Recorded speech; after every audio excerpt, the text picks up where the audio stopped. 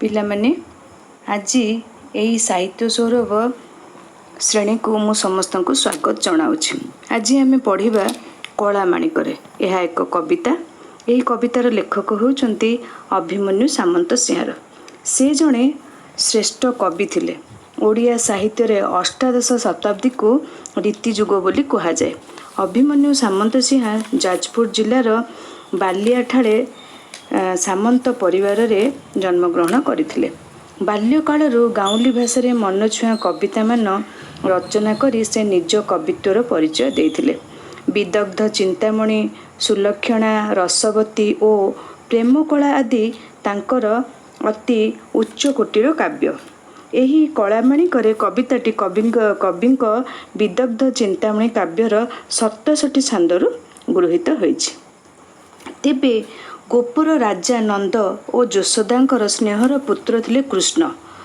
ସେମାନେ ଗୋପ ବାଳକମାନଙ୍କ ସହିତ ପ୍ରତିଦିନ ଗୋରୁ ଚରାଇବା ନିମନ୍ତେ ଯାଉଥିଲେ ଏବଂ ସନ୍ଧ୍ୟା ସମୟରେ ଘରକୁ ଗୋରୁପଲ ସହିତ ଫେରି ଆସୁଥିଲେ। କିନ୍ତୁ ଏକଦା ସମୟ ଅତିକ୍ରାନ୍ତ ହୋଇଥିଲେ ମଧ୍ୟ କୃଷ୍ଣ ବଣରୁ ଫେରି ନାହାନ୍ତି। କୃଷ୍ଣଙ୍କର ବିଳମ୍ବକୁ ଯଶୋଦା ସହ୍ୟ କରିପାରି ନାହାନ୍ତି। ତାଙ୍କ ମନରେ ଅନେକ ଆଶଙ୍କା ଓ ଉଦ୍ବେଗ ସୃଷ୍ଟି ହୋଇଛି। ସେ କୃଷ୍ଣଙ୍କର ନାନା କାର୍ଯ୍ୟ ଓ ଗୁଣକୁ ମନେ ପକାଇ ବାତୁଳ ପ୍ରାୟ ହୋଇ ଉଠିଛନ୍ତି। ଯଶୋଦାଙ୍କ ମାତୃପ୍ରାଣର ମମତାକୁ କବି ଏହି କବିତାରେ ସୁନ୍ଦର ଭାବରେ ବର୍ଣ୍ଣନା କରିଛନ୍ତି। ତେବେ ପିଲାମାନେ ଆସ ଆମେ ଜାଣିବା ବିଷୟବସ୍ତୁର ସାର କଥା।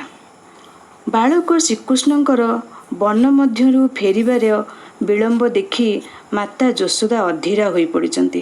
ସେ ପୁରା ବ୍ୟସ୍ତ ହୋଇପଡ଼ିଛନ୍ତି ଏବଂ ପୁତ୍ର ବିଷୟରେ କେତେ କ'ଣ ସବୁ ଭାବି ବସିଛନ୍ତି। ତାଙ୍କର ମନ ଅନେକ ଅଜଣା ଅହେତୁକ ଆଶଙ୍କାରେ ଭରି ଉଠିଛି।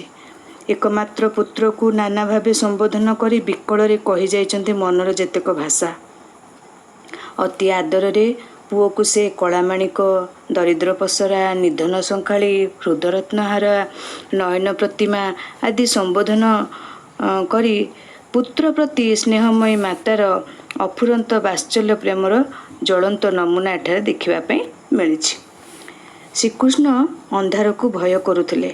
ସନ୍ଧ୍ୟା ଆଗମନରେ ତାଙ୍କର ଫେରିବାର ବିଳମ୍ବ ଦେଖି ଯଶୋଦାଙ୍କ ହୃଦୟ ନାନା ଆଶଙ୍କାରେ ଭରି ଉଠିଛି। ତେବେ ବୃଦ୍ଧକାଳେ କୃଷ୍ଣ ପରି ପୁତ୍ର ତାଙ୍କ ପାଇଁ ହୃଦତାପ ବିନାଶନକାରୀ ହରିଚନ୍ଦନ ଭାବେ କବି ବର୍ଣ୍ଣନା ଏଠାରେ କରିଛନ୍ତି। ତାହାପରେ ଶ୍ରୀକୃଷ୍ଣଙ୍କର ଅଝଟ ସ୍ୱଭାବକୁ ମାତା ଯଶୋଦା ସ୍ମରଣ କରିଛନ୍ତି। ଗୋଟିକା, ଅଧାମ, ସର ଏବଂ କ୍ଷୀରରେ ପ୍ରସ୍ତୁତ ବିଭିନ୍ନ ପ୍ରକାର ମିଷ୍ଟାନ୍ନକୁ ସେ ଆଦୌ ଭଲ ପାଉନଥିଲେ। କିନ୍ତୁ ସିଏ ଲାଞ୍ଚ ଦେଇକିନା ଲବଣୀ ଖାଇବା କଥା ଏଠାରେ କୁହାଯାଇଛି। ସବୁ ଶ୍ରୀକୃଷ୍ଣ ଲବଣୀ ଖାଇବା ପାଇଁ, ଲବଣୀ ମାନେ ଲହୁଣୀ ଇଂରାଜୀରେ, ଯାହାକୁ ଆମେ ବଟର ବୋଲି କହିଥାଉ। ତେବେ ସିଏ ଲବଣୀ ଖାଇବା ପାଇଁ ବହୁତ ଭଲ ପାଆନ୍ତି। ଲବଣୀ ମାଆ ଯେଉଁଠି ରଖିଥାନ୍ତୁ ନା କାହିଁକି ସେ ଲବଣୀକୁ ଚୋରି କରିକିନା ମଧ୍ୟ ଖାଇଥାନ୍ତି। କୃଷ୍ଣ ଅନ୍ଧାରକୁ ଡରୁଥିବାରୁ ତାଙ୍କୁ ବଣକୁ ଯିବା ପାଇଁ ସେ ବାରମ୍ବାର ବାରଣ କରୁଥିଲେ ମାନେ ମନା କରୁଥିବା ସତ୍ତ୍ୱେ ଶ୍ରୀକୃଷ୍ଣ ବଣକୁ ଯିବା ପାଇଁ, ଗାଈ ପଲଙ୍କୁ ନେଇକି ବଣକୁ ଯିବା ପାଇଁ ସବୁବେଳେ ଜିଦ୍ଦି କରି ବସୁଥିଲେ ଏବଂ ସେ ପ୍ରତ୍ୟେକ ଦିନ ବଣକୁ ଗାଈ ଚରିବା ପାଇଁ ଯାଉଥିଲେ। ବନରେ ନାନା ପ୍ରକାର ରାକ୍ଷସ ରାକ୍ଷସୀ ପୁଅର କିଛି କ୍ଷତି ଘଟାଇଲେ କି ବୋଲି ଚିନ୍ତା କରି ଏଠାରେ ଯଶୋଦା କ'ଣ ହୋଇଛନ୍ତି, ଅଧୀରା ହୋଇପଡ଼ିଛନ୍ତି, ବ୍ୟସ୍ତ ହୋଇପଡ଼ିଛନ୍ତି।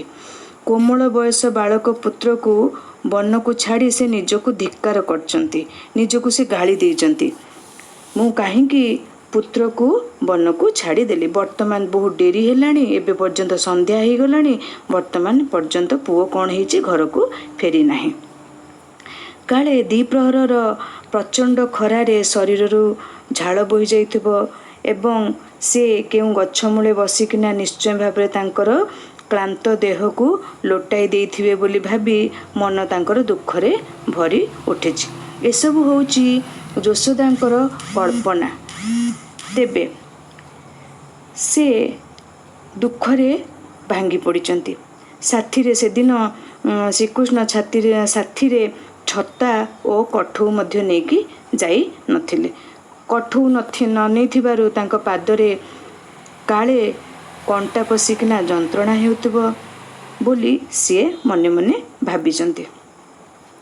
ଏହିପରି ନାନା ମନ୍ଦ ଭାବନାରେ ମନ ତାଙ୍କର ଭରି ଉଠିଛି। କାହାର? ଯଶୋଦାଙ୍କର। ବଂଶୀ ସ୍ୱନକୁ କାନ ଡେରି ଏକଲୟରେ ପୁଅର ଫେରିବା ବାଟକୁ ଚାହିଁ ରହୁଥିବା ଯଶୋଦା ଆଜି ସେହି ସ୍ୱନ ଶୁଣି ପାରୁନଥିବାରୁ ମନରେ ନାନା ଭାବନା ଆଣି ଭାଳିଛନ୍ତି। ତେବେ କ'ଣ ହୋଇଛି ପିଲାମାନେ? ଶ୍ରୀକୃଷ୍ଣ ପ୍ରତ୍ୟେକ ଦିନ ବଂଶୀ ଧରିକିନା ବଂଶୀକୁ ବଜାଇ ବଜାଇକିନା ଗାଈ ଗୋରୁଙ୍କୁ ନେଇକିନା ବଂଶୀକୁ ବଜାଇ ବଜାଇକିନା ସେ କ'ଣ କରନ୍ତି? ଜଙ୍ଗଲରେ ପହଞ୍ଚିଥାନ୍ତି। ଫେରିବା ସମୟରେ ମଧ୍ୟ ସେ ବଂଶୀ ବଜାଇ ବଜାଇକିନା ସିଏ ଘରକୁ ପ୍ରତ୍ୟାବର୍ତ୍ତନ କରିଥାନ୍ତି। ତେବେ ଏହି ଦିନ ତାଙ୍କର ବଂଶୀର ସ୍ୱର ମଧ୍ୟ ଯଶୋଦା କାନ ଡେରିକି ଯେତେ ଶୁଣିଲେ ମଧ୍ୟ ବଂଶୀର ସ୍ୱର ସେ ଶୁଣିପାରି ନଥିଲେ।